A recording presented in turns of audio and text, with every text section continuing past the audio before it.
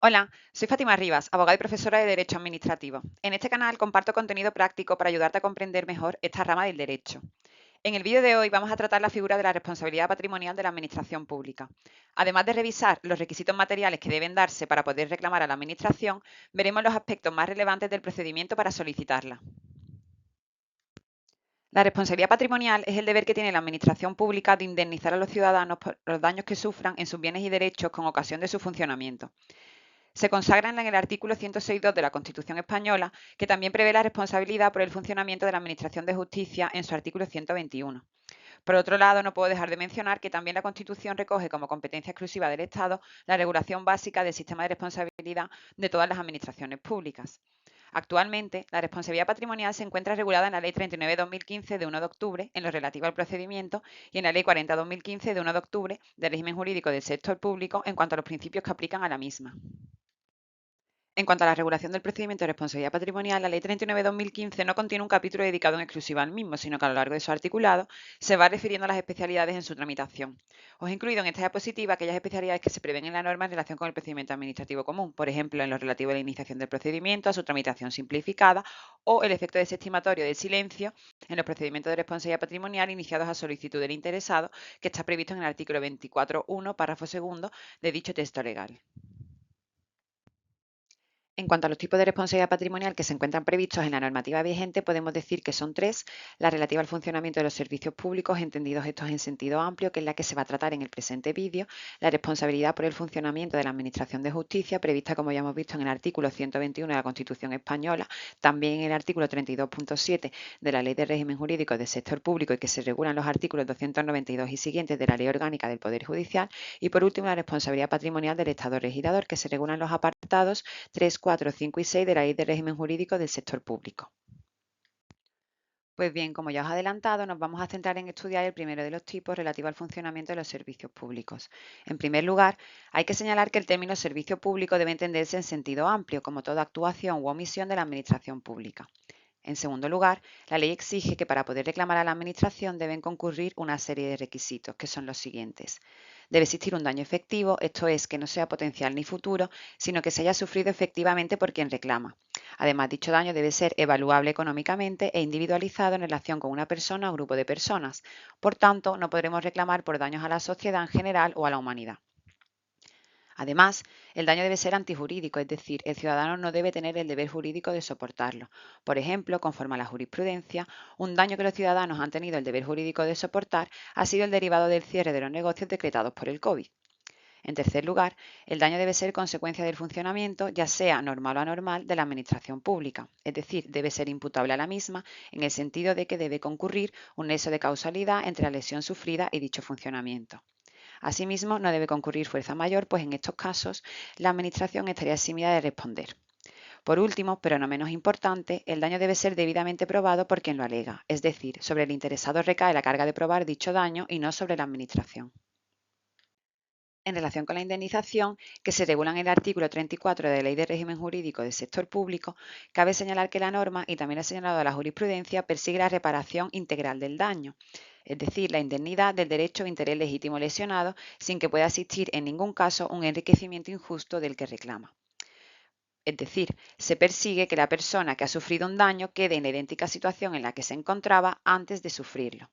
Los daños indemnizables, además de los físicos, serán el emergente, el lucro cesante y los daños morales, estos últimos muy difíciles de probar. Para el cálculo de la indemnización tenemos que tener en cuenta la cuantía de la misma y la fecha.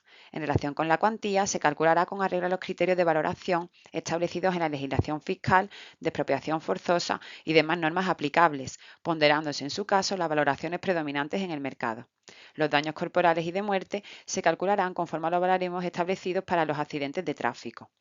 En lo relativo a la fecha, el cálculo se realizará con referencia al día en que la lesión se produjo, actualizándose conforme al índice de garantía de la competitividad más los intereses de demora que procedan. Por último, tratamos en esta diapositiva el procedimiento que debe seguirse para exigir la responsabilidad patrimonial de la Administración. Así, lo primero que debemos tener en cuenta es que el plazo para reclamar es de un año desde que se produjo el daño o bien, si se trata de lesiones físicas, un año desde que se produce la estabilización médica de las lesiones. El inicio del procedimiento puede ser de oficio por la Administración, pero lo más común es que sea el interesado que ha sufrido un daño el que presente la oportuna solicitud reclamando la indemnización a la Administración competente. A esta solicitud deben acompañarse las pruebas que acrediten no solo el daño sufrido, sino también el nexo de causalidad entre la lesión sufrida y el funcionamiento de la Administración pública y la valoración económica del daño. Una vez presentada la solicitud, se emitirán los correspondientes informes que resulten preceptivos, normalmente técnicos y jurídicos. Debemos tener en cuenta que si se reclama una indemnización de 50.000 euros o más, será preceptiva la emisión de informe por parte del Consejo de Estado u órgano autonómico equivalente.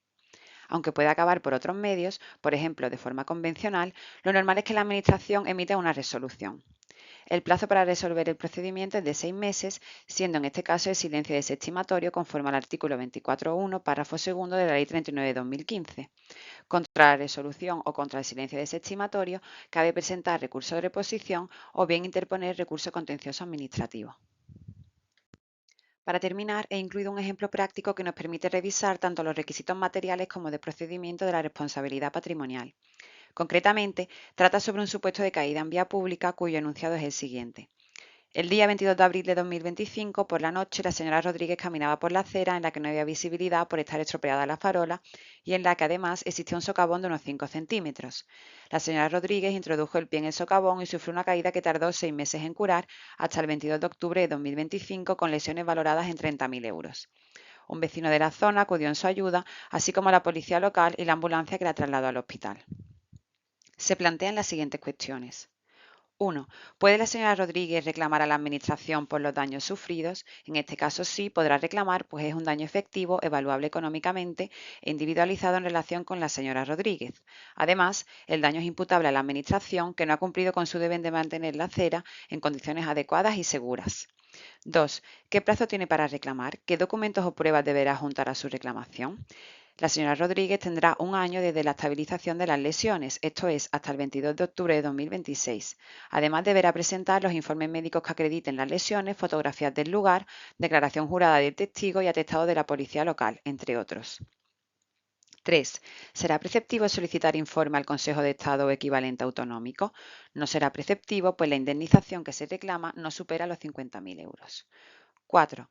¿Qué plazo tiene la Administración para resolver su solicitud? ¿Qué podrá hacer la señora Rodríguez si no le contestan en plazo? La Administración tiene 6 meses para resolver y si no resuelve, la señora Rodríguez podrá entender desestimada su solicitud por silencio administrativo y podrá presentar recurso de reposición o bien interponer recurso contencioso administrativo.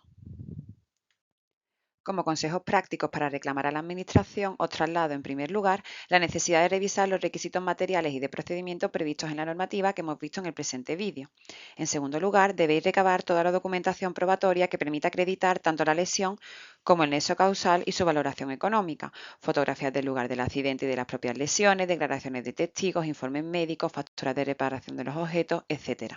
Por último, tened mucho cuidado con los plazos para presentar la reclamación y estad atentos al plazo que tiene la Administración para resolver vuestra solicitud en caso de que queráis presentar el oportuno recurso. Muchas gracias por ver el vídeo y espero que os haya resultado útil.